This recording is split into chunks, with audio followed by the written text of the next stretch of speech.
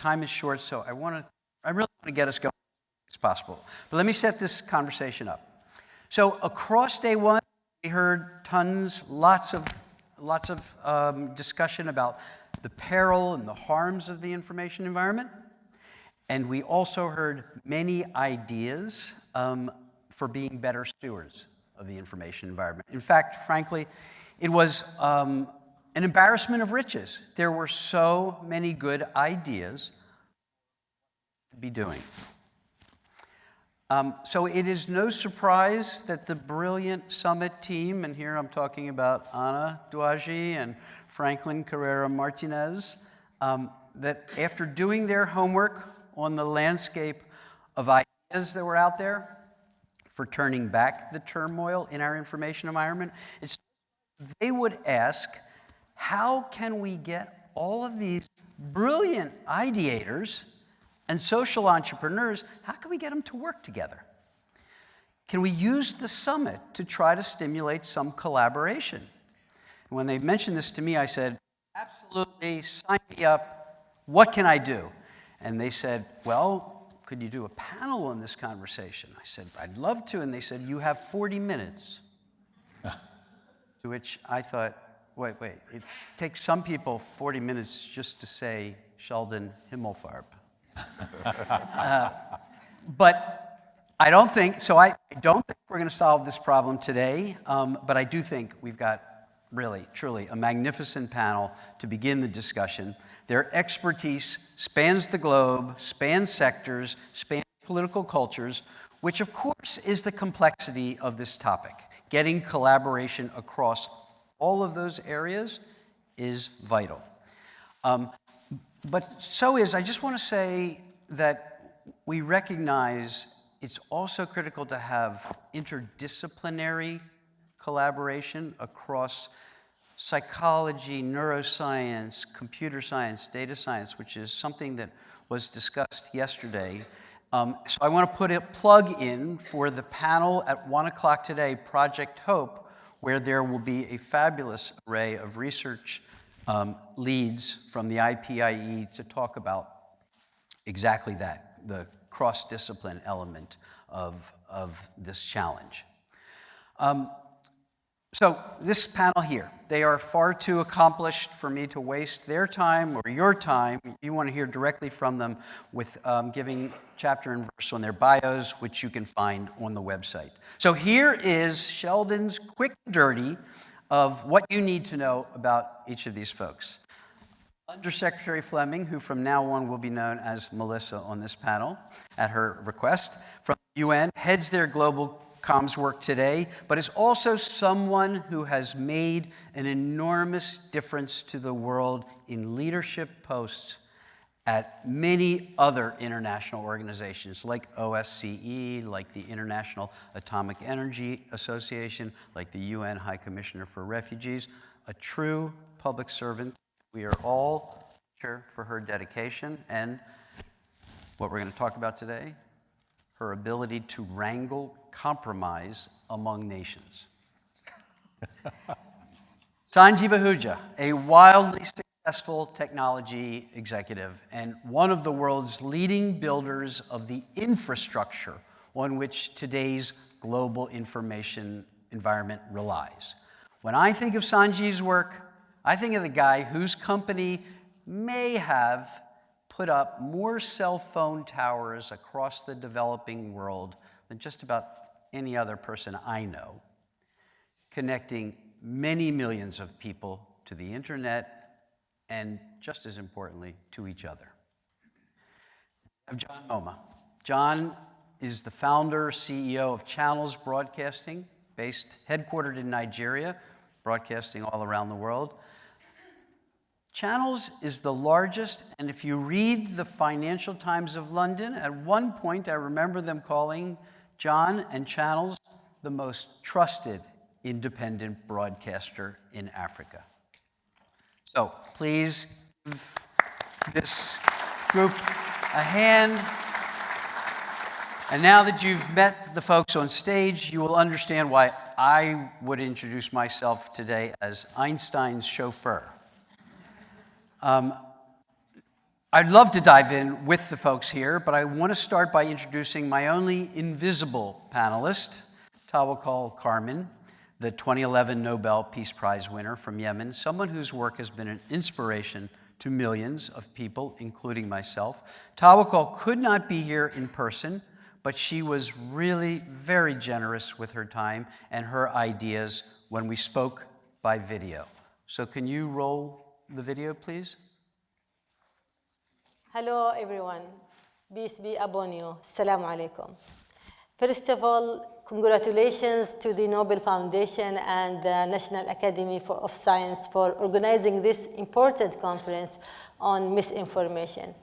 I think the title you have chosen, Truth, Trust, and Hope, perfectly suits this moment in our history.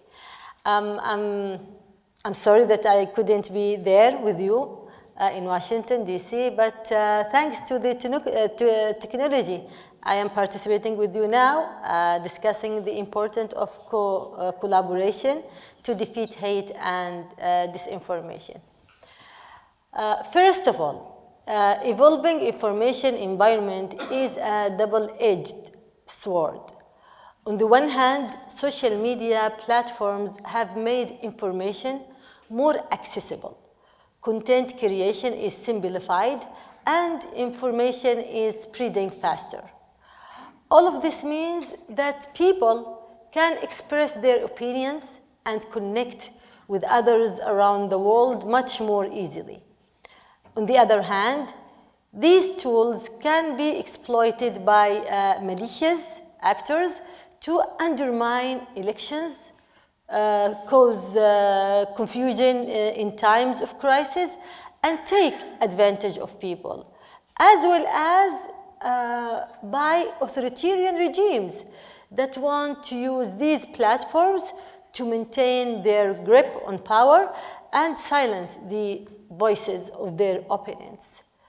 From my own experience as a Yemeni and an Arab living under authoritarian regimes, I have seen both sides of technology, the dark and the light sides.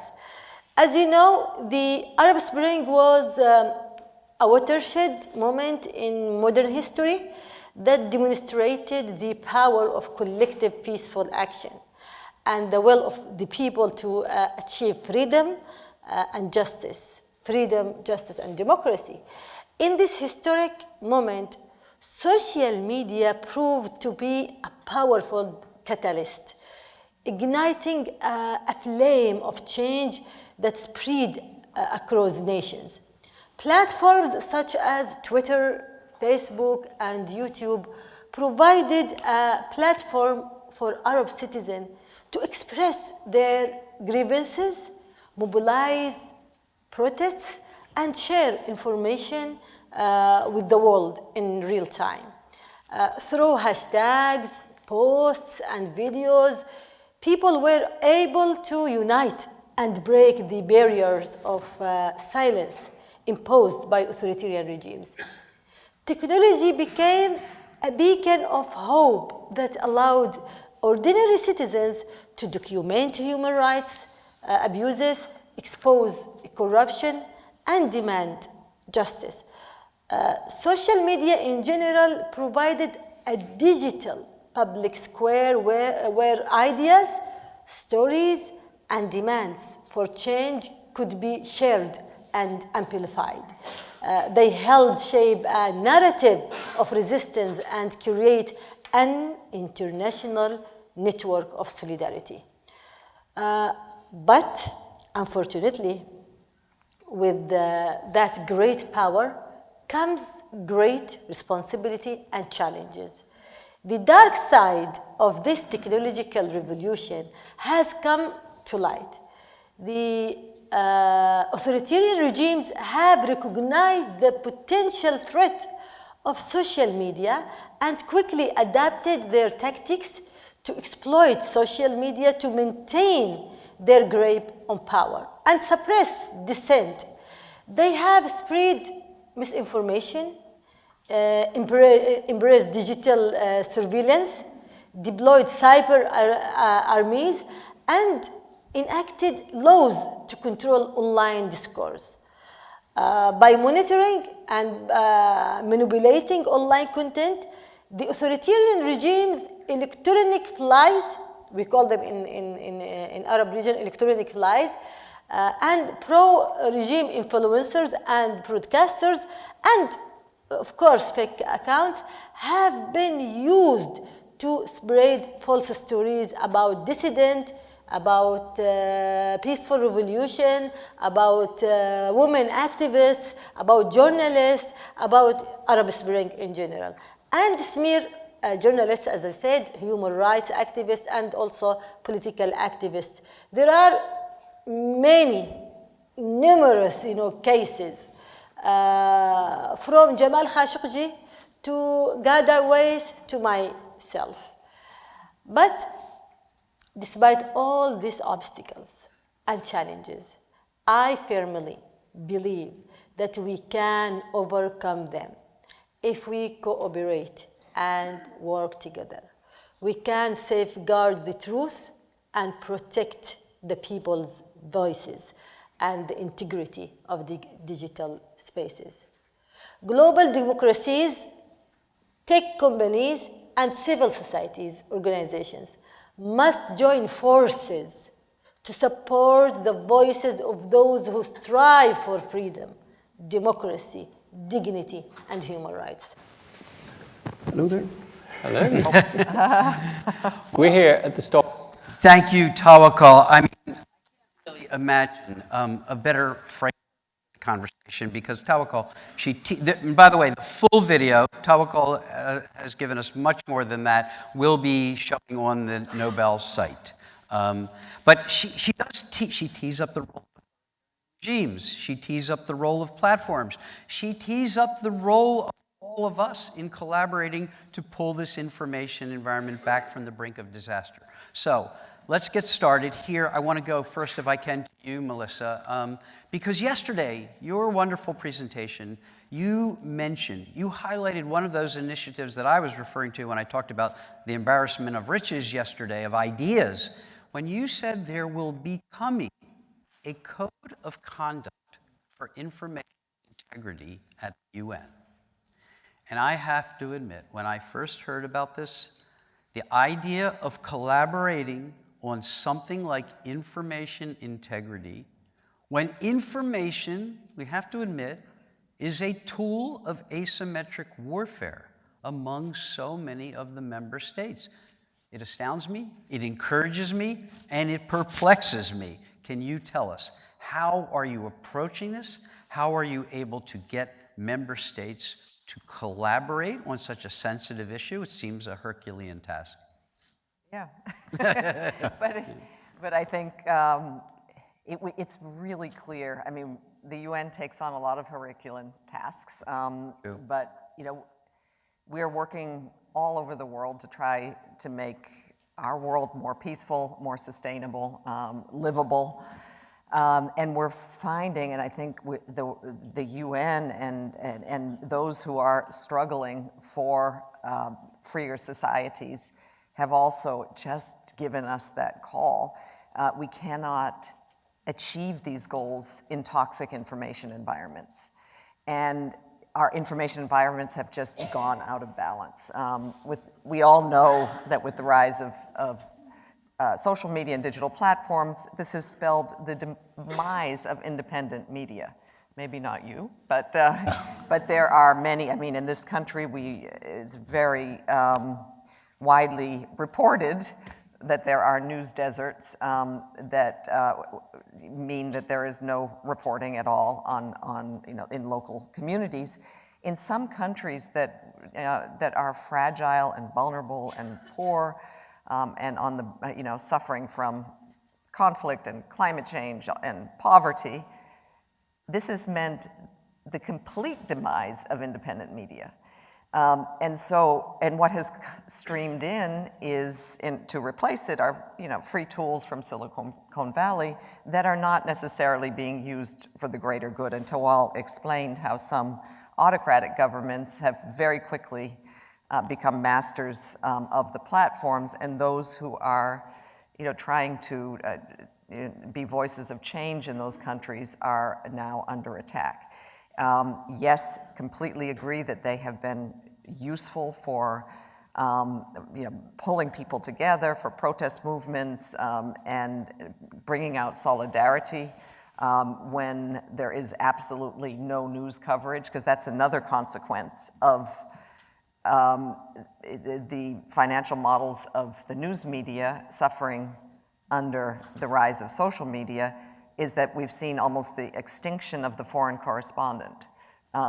And we have been counting on citizen journalists and celebrating that they can actually tell us what's going on in their war zone or in their drought-ridden country through the power of social media.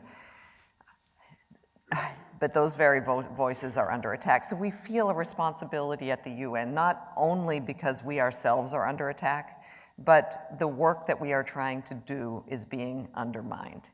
And therefore, we're working on a number of fronts, but we believe a UN code of conduct on integrity on digital platforms, on information integrity, and using this word information integrity will hopefully set a gold standard. Unlike the EU Digital Services Act, we're not going to be able to sanction companies, but we do have a moral authority in the world. The platforms we work with really try to convince us that they're living up to human rights standards. But if we all come together, and this is a agreed UN document gold standard, we do think that we'll have more advocacy power, and not just us in the UN, those of us here who are all working for a more healthy information environment. So let me pull that thread around how you see collaboration on the code actually happening despite the world being so divided on this topic, truth being so elusive.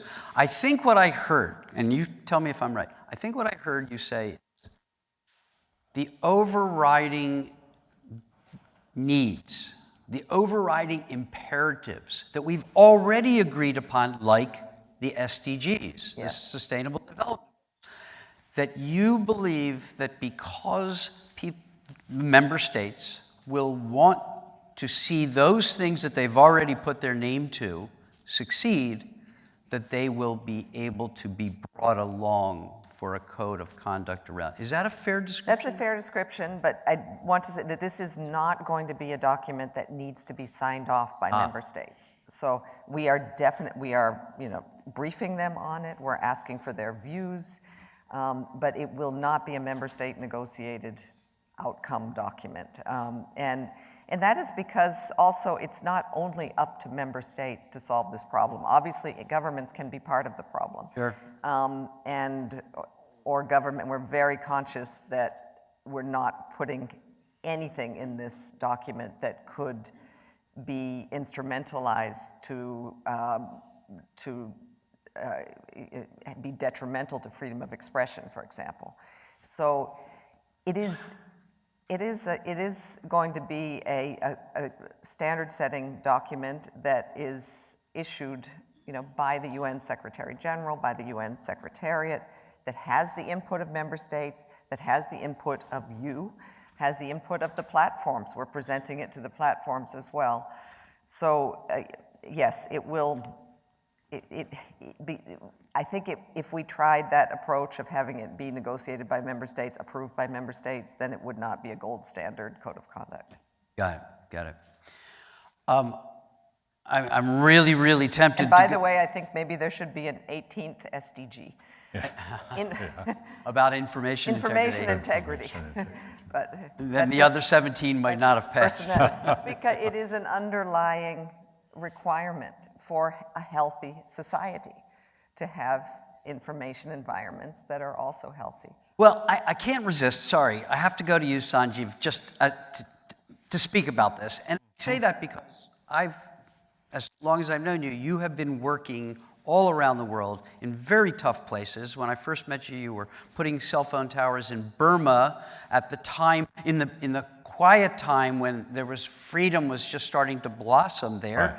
Right. It was opening up, and now it closed down again under a very authoritarian regime. I just, do you have any reaction to what Melissa was just saying about bringing member states together around something like this when you know how hard it is? It'll take 20 years for the member states to agree on something. That's what concerns me. This is something we can't ignore. It needs to be dealt with now because both the positive and what we are experiencing, the negative impact, is at a pace we have never seen before. And I was talking to John earlier today. Look at what happened with, quote, yellow journalism in early 1900s, our tabloid journalism. And pages and pages, 70, 80, 90% of the content was not meant for consumption by the regular people. It was either made up, created just to sell. And people like, I believe, very early guys in New York and on the West Coast, whether it was the Hearst or the Pritzkers and others, stepped up and tried to work on it. But civic society needs to step and push it faster.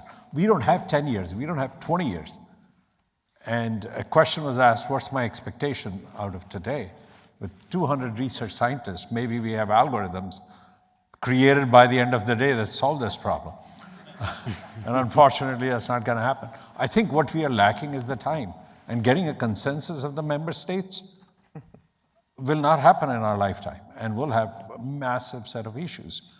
But the civic society, and we don't have, and you compare it to environment and climate change issues. Climate change is on a slow burn relative to the misinformation and its impact.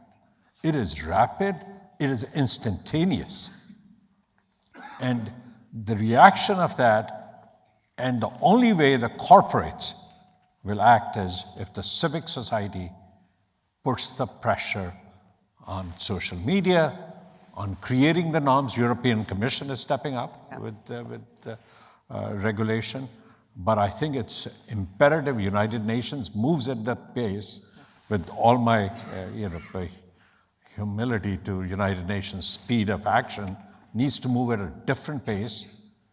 Regulation in this country, and I'm not a believer in regulation, needs to move with a very light touch, but needs to move rapidly, instead of white papers coming out of the White House.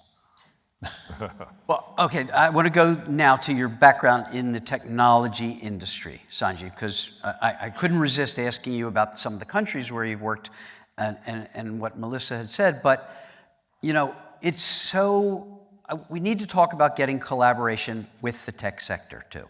Yep. You've sort of touched upon it here. Melissa mentioned it as well, Tawakkol mentions it as well.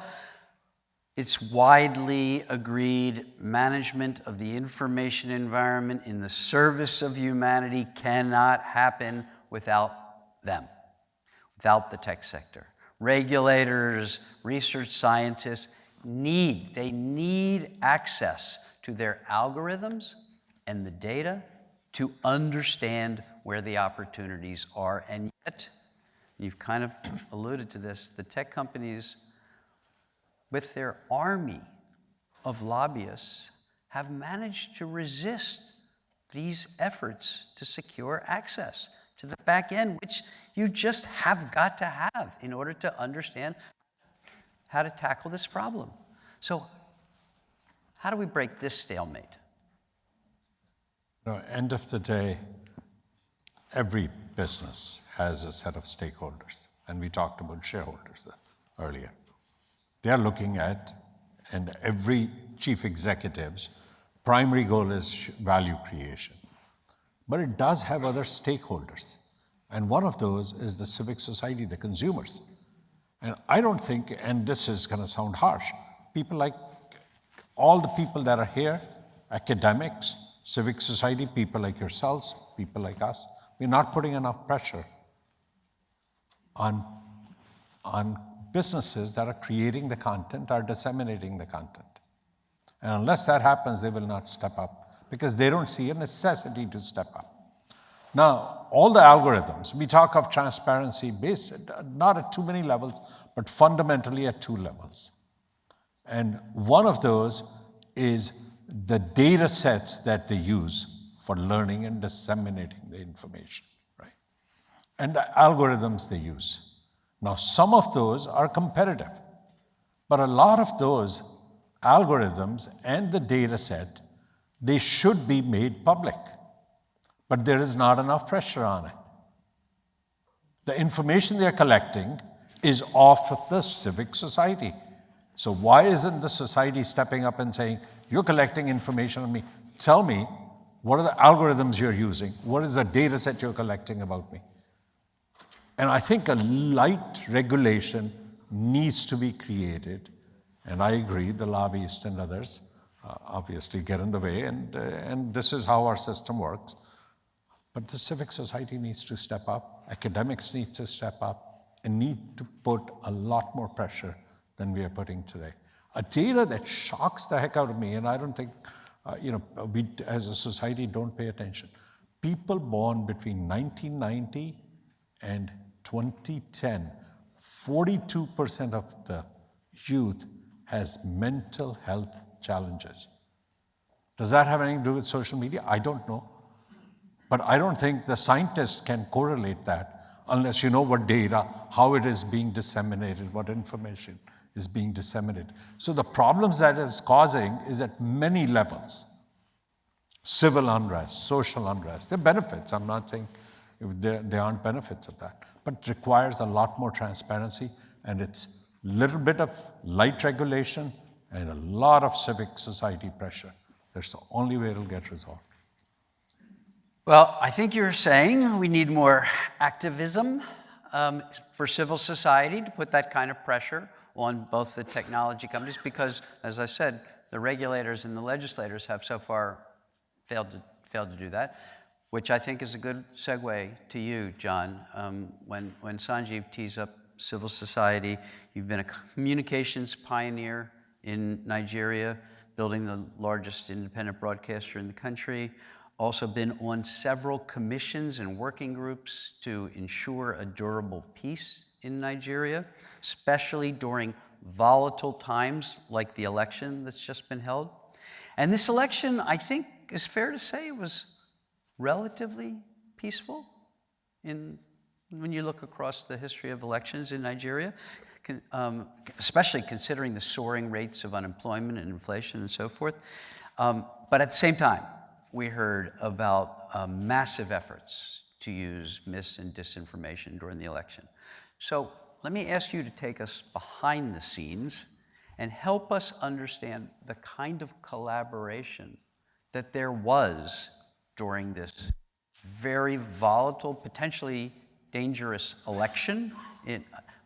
Tell us about the collaboration across Nigerian civil society and with government that enabled you to cope with the mis and disinformation during the election.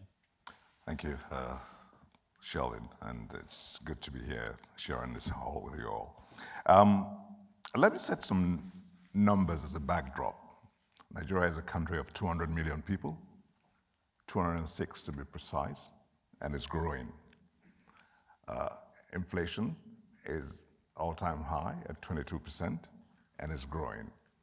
The youthful population is about 60%, and it's growing. And unemployment is about 45%, and it's growing.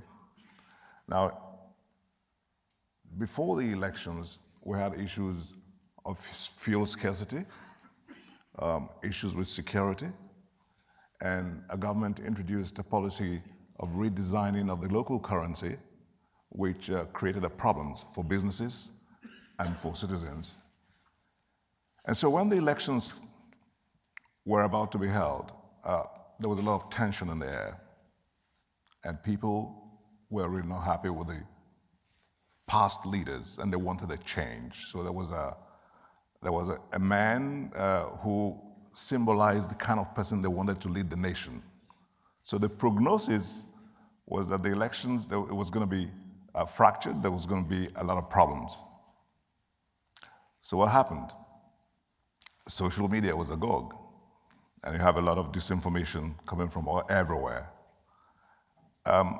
It seemed as if everyone was confused, but civil society stepped up to the plate and tried to, first of all, collaborate with government to see how they can bring about security, collaborate with the media, and we were in the forefront for that because we had to work with them in how to report the elections and make sure that when the results have been announced, that we would have there was a system that was introduced called the Beavers, and they aired the election reporting system so that people will see the transparency in this election.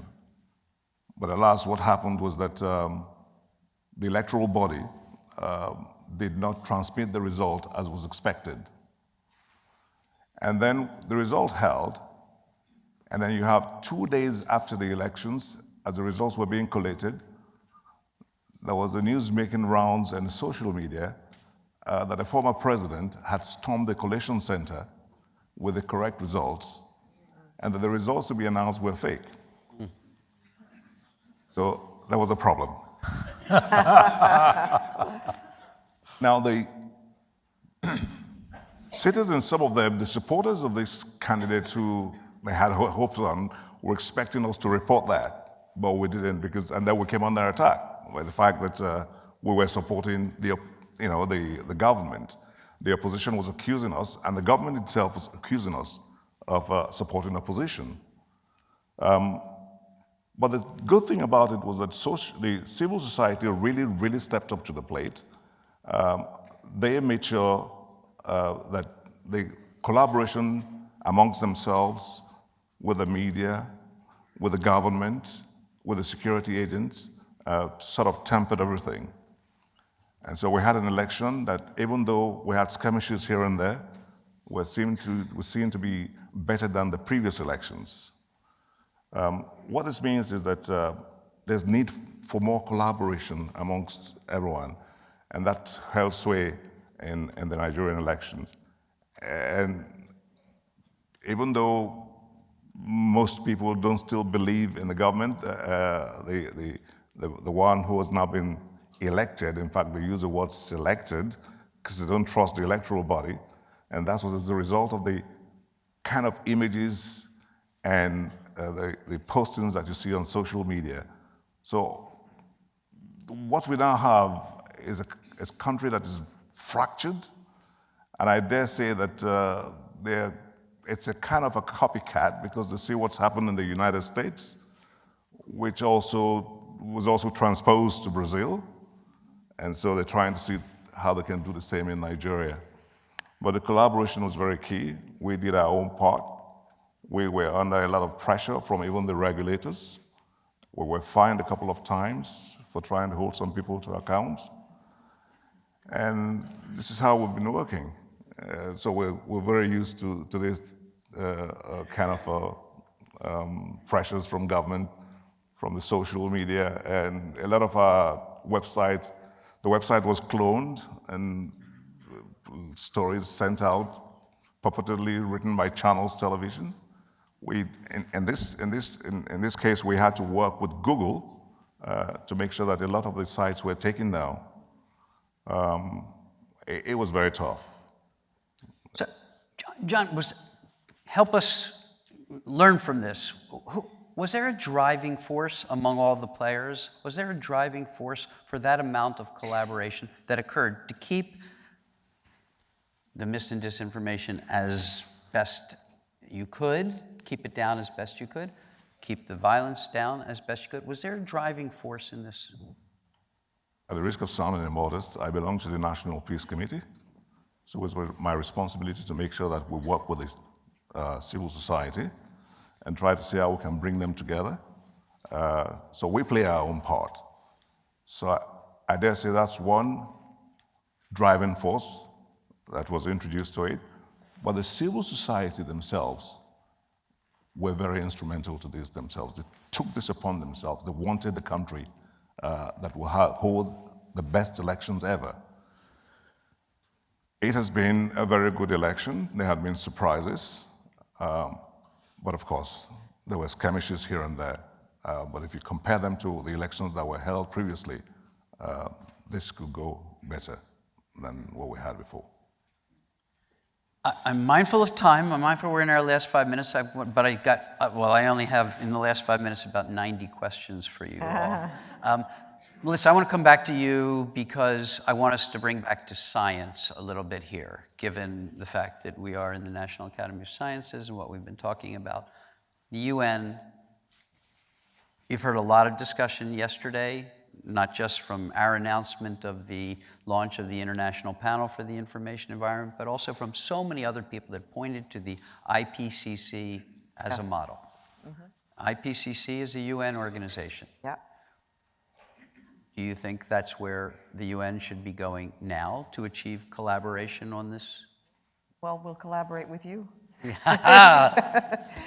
You're creating the model. Yeah, I think the IPCC is an incredible model. It was the initiative of 2 UN agencies, the UN Environment Program and the World Meteorological Organization, a couple of decades ago, actually. And it really is an incredible, it was visionary to bring together, and even with the involvement of governments to a certain extent, although the scientists need to be, they need to be selected by the IPCC Secretariat. And so, but what comes out in their reports is what is always called in the reporting consensus science. And to have consensus science around climate change that is not just cooked up in one part of the world, which is where it usually we see the reports either from the US or from Europe and forgetting and neglecting the rest of the world. This is incredibly powerful. It's very difficult, although there are many, many attempts, and we're seeing that climate disinformation is growing, actually, and there's relentless efforts and millions, if not a billion. I think Eileen from the Rockefeller Foundation just told me some incredible sum of the money that is being poured in to distort the IPCC findings. So, but imagine if we didn't have the IPCC. Imagine if we didn't have this group of scientists around the world not just saying climate change is real, but putting it out in pages and pages that you can go and look. It's transparent. It's for everybody to see and to read. And I think we're getting better at communicating it. So I do think, and I know you wanted to ask as well, but why are we moving so slow if we have this consensus science from this incredible organization?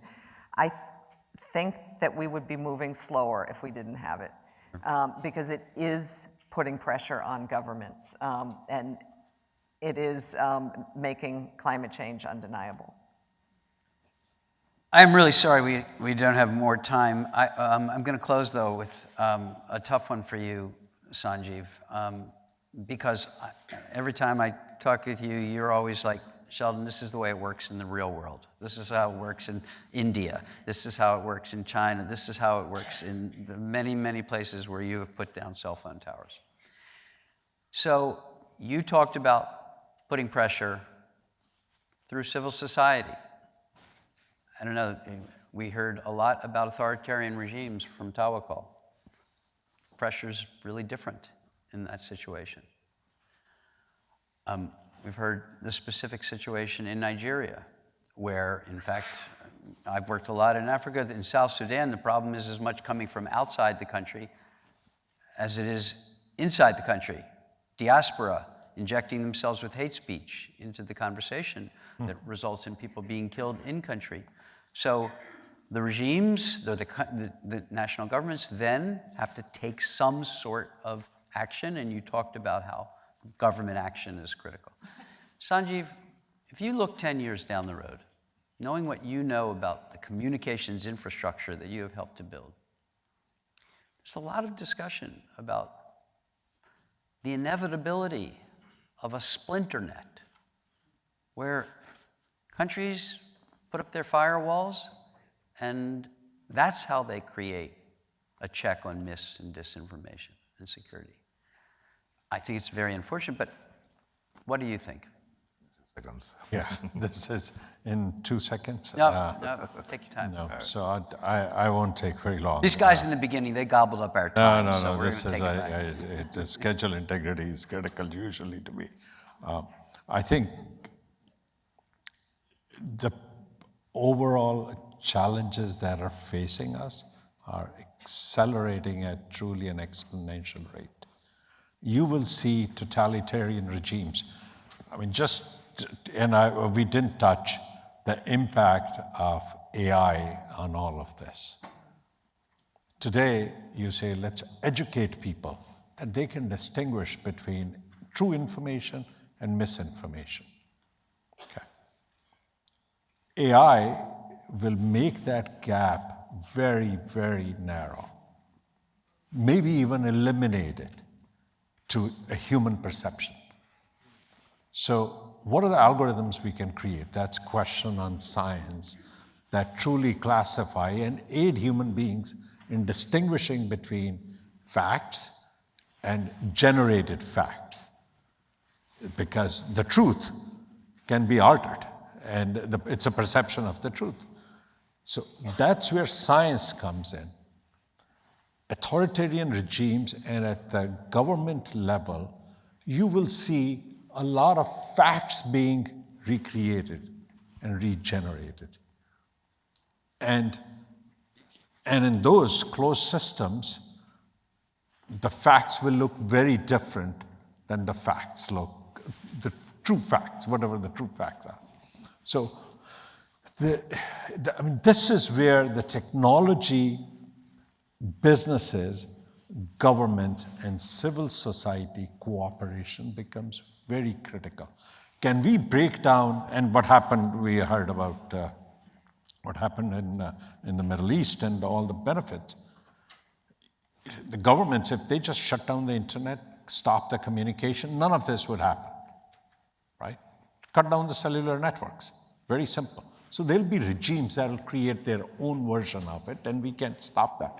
But in the open societies, we should be creating the norms, we should be creating the regulation, and we should, above all, light regulation.